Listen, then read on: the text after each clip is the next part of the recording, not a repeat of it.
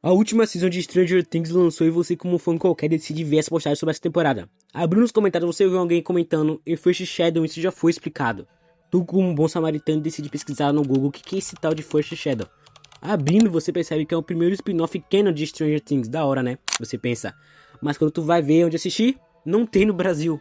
Não só isso, como até achar a mídia em inglês tá difícil. Então eu decidi trazer pra vocês aqui a história dessa peça e alguns detalhes que eu encontrei. Primeiro de tudo, eu tenho que pedir o apoio de vocês porque esse vídeo foi muito complicado de fazer. As mídias sobre essa peça são muito limitadas. E o lugar que eu achei, tava tudo com qualidade horrível de áudio e imagem, então eu com certeza deixei alguma coisa passar.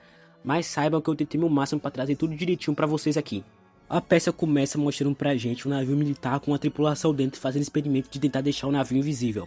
A contagem começa e antes de chegar em zero, tudo começa a piscar. Tudo fica umbreu e quando eles menos percebem, estão em outra dimensão. Que dimensão é essa, você sabe muito bem? Upside Down? Não. Dimensão X. O mundo invertido não é nada mais nada menos que o elo entre a nossa dimensão e a dimensão X. Se você já assistiu a série, você sabe muito bem que elo foi esse. O mundo invertido não existe aqui, mas a dimensão X sempre existiu. Voltando à história, como lá obviamente não existe água, o navio ficou encalhado dando brecha para a tripulação ser atacada pelo Demogorgons. Logo em seguida vem a abertura da série, cara, eu vou falar aqui pra vocês, velho. Não existe nada mais Stranger Things do que isso. Depois da abertura, a gente começa a ver a mesma cena que já aconteceu na série, só que na visão do Henry, nosso protagonista. Que só um detalhe, ele já tem os poderes, mas ele ainda não é aquele monstro que a gente conhece, só que, de vez em quando, ele escuta umas vozes aí, tá? A gente acompanha ele tentando ter uma vida normal na escola de Hawkins, que inclusive faz vários cameos de personagens que a gente já conhece no futuro. Bob, aquele futuro namorado da Joyce, a própria Joyce, o pai do Will e do Lucas. Esses dois aqui assanhados que só depois eu fui perceber que era Karen, Ted e os pais da Nancy. Também aparece o delegado Hopper, mas não aquele que a gente conhece, e sim o pai dele. Mas também aparece o que a gente conhece, só que um pouco mais jovem. Nessa parte da apresentação dos personagens da escola, tem um diálogo muito da hora. Que é tipo assim, o Bob chega falando com o Henry Crew, e aí outra pessoa fala: ah lá, o Bob tá olhando pra Joyce. E aí vem outra pessoa e diz: é melhor ele tirar o olho porque ela tá saindo com os Byers. Cara, isso aqui é um prato cheio de referência. Byers, pai dos filhos dela, né? Tanto que até troca de nome também no futuro, Joyce Byers. Hopper já dando em cima da Joyce. Esse rapaz aqui se chama Alan, mas não é só qualquer Alan, sim, Alan Manson. O pai do Ed Manson, sim. Aquele cabeludo que ficou muito famoso na quarta temporada. Voltando para a história principal, terá uma peça de teatro na escola que inclusive já foi referenciada no volume 1 da temporada. Essa peça terá como protagonista a Pat Newby, sendo tipo a Julieta, e sim, Newby, Bob Newby, ela é irmã adotiva dele. O Romeu da peça, por azar de nós telespectadores, será o Henry. Os dois meio que dão um show de atuação e cara, que personagem boa essa Pat. Impressionante como todo personagem consegue ser mais interessante do que a 11 atualmente. O fato dos dois serem estranhos faz com que eles se aproximem ainda mais, rolando até um clima em certos momentos. Mas nem tudo são flores, o Henry volta para casa e começa a ter pesadelos com a Sombra. A Sombra, no meio disso tudo, mostra pra gente o seu primeiro assassinato. Ele encontra um gato e até tenta ser bonzinho no começo, mas depois o gato começa a ficar hostil com ele, e ele simplesmente manda o gato pra vala. Igual ele faz com suas vítimas na quarta temporada, quebrando braços e pernas e assegando-as. Nesse ponto da peça conseguimos ver que ela é um pouco mais sombria do que a série em si. Na série ele censura essas brincadeiras do Henry com os animais. Aqui eles realmente deixaram exposto e a gente consegue ver tudo. A história prossegue e as pessoas de Hawkins vão achando animais mortos pela cidade. Na visão da peça que a gente vê, pelo menos nessa linha do tempo agora, o Henry não tá fazendo mais isso, não que ele lembre. Mas tá acontecendo e ele tá ficando bastante assustado. Diante disso tudo, a relação dele com a Patty fica ainda mais íntima, tanto que ele até revela seus poderes pra ela. Dado curioso, como foi dito na série, o Bob foi o fundador do clube de audiovisual da escola de Hawkins. Sabia que o Bob fundou o clube de audiovisual de Hawkins? E aqui no spin-off acompanhamos de perto o que ele fazia lá. Broadcast to bring you some tragic news. Another pet was found dead. It's got some wondering if something sinister is going on in the sleepy town of Hawkins, Indiana. So please, stay home, sleep tight, and dream on! Notou algo de semelhante? A mesma música que toca na quinta temporada que tá todo mundo comentando.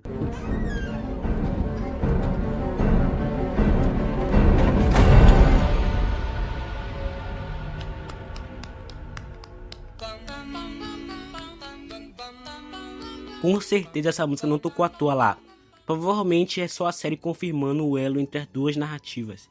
Bob tá noticiando o desaparecimento e Hopper tá atrás dos assassinos para ganhar recompensa, fazendo assim os dois se juntarem e começar a investigar esses acontecimentos. No fim das contas, eles realmente acham algo, um gato morto sem olhos, mas a investigação não consegue avançar. Já no outro dia de escola, vemos que Henry tá ficando pior. Só que ele não tem tempo pra pensar nisso porque o ensaio final da peça já vai começar. Tudo tá indo normal até que o menino começa a ficar maluco, doido. Porém, só tem uma coisa que faz o homem acalmar, né? Um beijo da sua amada. Com direito até ser de cabeça pra baixo, olha. O pior de tudo é que teve tanta química que literalmente todo mundo gostou, mesmo que tenha saído do script. Como comemoração, todo mundo decide ir e curtir como adolescentes normais. Até o nosso garoto Henry e a querida Patty. Rola um clima agora oficial, né? Porque antes tinha desculpa de dizer que era ensaiado. E eles chegam a se beijar de novo. Enquanto isso, o pai do Henry tá procurando ajudar, sabe a quem? Ao pai da própria Patty. No começo ele não liga, porque o problema do filho dos outros não é problema dele. Mas quando o pai do Henry cita namorado da sua filha, aí não dá, né? Tem que correr atrás. Nesse momento a resenha já acabou e Henry leva a Patty pra casa dele pra tentar achar a mãe real dela. Enquanto isso, Bob e Hopper começam a investigação de volta. Mas adivinha quem eles também estão como sempre? Joyce.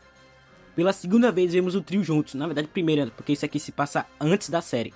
Voltando pra casa Creel, o Henry tá tentando achar a mãe da Patty, e ele até acha, mas né, as coisas pra ele sempre tem que ter algo ruim. A sombra começa a atacar, chamando ele até de nós. E alguém tem que sofrer as consequências, né? Adivinha quem chega exatamente na hora procurando a sua filha? O pai da Patty. Aconteceu o esperado, né? Ele começa a levitar e cai, sem os olhos obviamente. Só que ele ainda ficou vivo. Lembra do trio Hopper, Bob e Joyce? Eles estão seguindo a interferência de sinal e acabam dentro da casa Creel escura. Eles se tombam com Victor Creel na casa, só que tá tudo escuro, então ele acaba fugindo. Mas encontra algo no chão, um homem, o pai de Bob e Patty. Como o Victor apareceu na hora do acidente, as crianças começaram a suspeitar dele como o autor dos crimes. Sendo essa tragédia o fim do capítulo 1 da peça. Como eu tava lá na Broadway, eu tenho uma permissão pra falar. Essa pra mim foi a melhor parte de todo o spin-off. Tudo foi construído pra chegar exatamente nesse ponto. Bob, Hopper e Joyce entrando na casa, o Sr. Creel e o pai da Patty também estando lá dentro. Tudo isso enquanto o Henry tava lá com a própria Patty. Ele quase matando o pai dela, com direito até o cabeça de pináculo tendo a participação especial ali. Fora que ainda planta sementes pra série, porque na série é dito pra Nancy que existe uma lenda sobre Victor Creel. E aqui essa lenda já vai ser construída. O capítulo 1 termina mostrando pra gente as notícias publicadas pelo Hawkins Post, aquele jornal em que a Nancy trabalhava na Season 3. Lendo, podemos ver, diretor da escola é encontrado por adolescentes em acidente grave. Diretor escorregou e ficou cego. E, o mais importante, pessoas de fora compram usina desativada e reativam. Não sei que usina é essa, hein? São esses detalhes pequenos que engrandecem ainda mais a franquia. A mãe do Henry, com medo de tudo isso, chama um médico especial, e você também já deve saber quem é, Dr. Martin Brenner. Eu vejo muita gente se confundindo nessa parte nos comentários sobre as teorias, porque na série dá a entender que o Henry só vai pro laboratório depois de matar sua mãe. Mas na verdade ele já foi antes. Durante o treinamento, Brenner vai conquistando a confiança de Henry, contando como ele conseguiu os poderes. Um espião soviético que trabalhava para o Dr. lá em Nevada foge com algum experimento, deixando em uma caverna nas proximidades da casa do Henry. Ele toca no equipamento e ninguém sabe exatamente o que aconteceu lá, porque provavelmente vai ser revelado naquela temporada. Mas ele ficou desaparecido por 12 horas nessa caverna e quando voltou, não estava mais puro. Aqui no laboratório, Henry vai finalmente usar seus dons por vontade própria. Também é revelado que naquele acidente envolvendo um navio, teve sim um sobrevivente, o pai do Brenner. Ele voltou da dimensão X com um tipo sanguíneo diferente, mas como consequência ficou basicamente igual a mãe da 11. E como foi que a 11 conseguiu se conectar com a mãe? Com os poderes. E o Henry faz a mesma coisa aqui. O velho chega até a falar, mas não era o velho, né? Obviamente, e sim um devorador de mentes. E o que acontece quando algo do mundo real faz contato direto com alguém da dimensão X?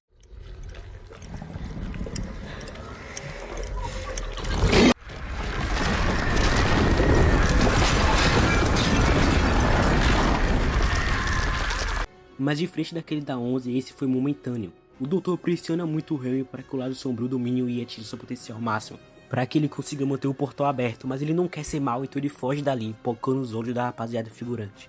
Antes dele fugir do laboratório é mostrado que ele falou com a Patty mentalmente, e os dois combinaram de sair da cidade após a peça. O doutor, como não é bobo nem nada, percebe que tem algo limitando o potencial do garoto, e esse algo claramente é a Patty. Chega o dia da fuga combinada, quando o Henry já ia saindo de casa, a irmãzinha dele chega e fala que o doutor esteve lá na casa, conversando com a mãe dele. Ele entra na mente da mãe e descobre que ela sempre quis que ele continuasse lá no laboratório. Não só isso, como revelou tudo sobre a Patty. Num momento de raiva, ele sucumbiu a um devorador de mentes e mata a mãe e a irmã. Logo em seguida, ele vai até a escola para fugir com sua amada. Se bem que agora não é mais fugir e se sumir, porque o Brenner ia eliminar essa limitação dele. Com a Patty já preparada para aparecer na peça da escola, o Henry chega e tenta fazer ela adiantar, mas não deu certo porque o doutor já chega logo em seguida. Ao chegar, o doutor fala várias coisas pra Patty, até que o Henry tava matando os animais. E ela nem se impressiona porque já sabia. Precisa mais de alguma prova de amor do que essa? A menina já sabia de tudo e mesmo assim estava tentando fazer o garoto melhorar. No meio do caos, a Sombra assume o comando de novo, destruindo o palco e quase levando a Patty para jogar no Vasco. Brenner consola Henry dizendo que foi o próprio garoto que fez essa escolha e então leva pro laboratório de novo. Meses se passam e depois vemos que a teoria dos adolescentes sobre Victor Cruz, seu assassino, foi comprovada como real. Hopper vai sair da cidade, Joyce começa a trabalhar, quase rola um beijo. Eu acho engraçado que esse beijo só foi acontecer mesmo décadas depois. Nos jornais temos notícias sobre o experimento de mulheres grávidas. E já no laboratório vemos o doutor dizendo que a transfusão de sangue foi um sucesso, já matando a charada de onde que vieram os poderes da 11 e etc. Colocaram o sangue do Henry na mãe dessas crianças perto do seu nascimento. Então meio que todo mundo é irmão mesmo, igual Eleven diz na série. Apesar do doutor ter falado que o Henry machucou a Patty por querer, no final da peça deixa subentendido que na verdade ele é salvou de algo muito pior, tanto que ela tem contra sua mãe. E assim a trama de The First Shadow chega ao fim. E aí rapaziada, passando aqui no final do vídeo pra pedir o apoio de vocês, porque esse vídeo deu um trabalho absurdo pra fazer. Todos os vídeos dão, obviamente, né? Mas esse aqui deu um trabalho a mais. Acabou que até atrasou, mas o que importa é que finalmente saiu. Sei que muita gente não conseguiu ver a peça e ainda tá perdida tentando entender a lacuna que a série deixou. Então eu decidi fazer esse vídeo bem completinho. Espero que vocês tenham gostado e entendido tudo. Tamo junto e nos vemos no próximo vídeo, hein? Valeu!